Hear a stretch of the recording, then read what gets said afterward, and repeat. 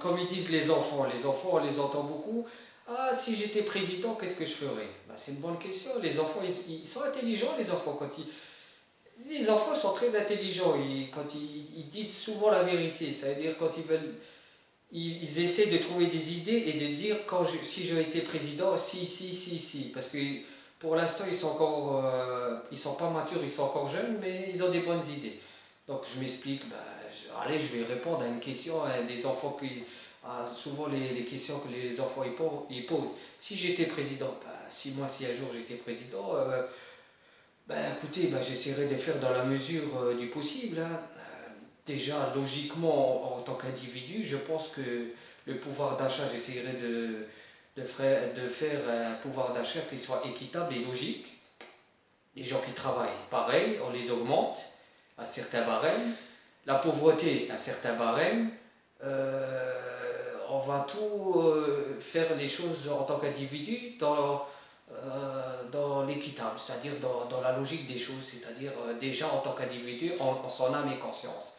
Alors quand on voit que les gens ils injectent l'argent dans n'importe quoi, ceux qui ont le pouvoir et ceux qui peuvent se permettre de faire ce qu'ils ont envie, c'est plutôt ça, ils se permettent de faire ce qu'ils veulent et dès qu'ils ont le pouvoir, ils ont les yeux, les yeux ils sont aveugles et les deux oreilles ils sont bouchées, c'est-à-dire ils entendent ce qu'ils ont envie d'entendre et ils font ce qu'ils veulent, quoi, ils font ce qu'ils veulent.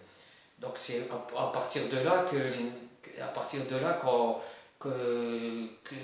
les gens sont beaucoup dans la misère, parce qu'on va injecter de l'argent par exemple dans le Louvre. Le Louvre ça rapporte.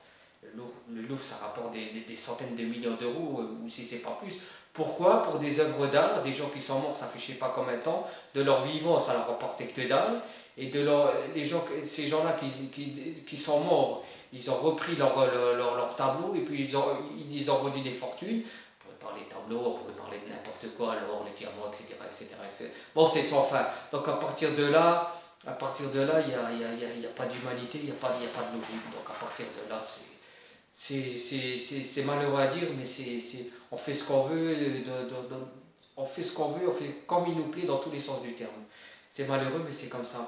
Alors qu'on pourrait régler les problèmes tranquillement et faire que tout se passe bien et que les gens essayent de vivre normalement et correctement.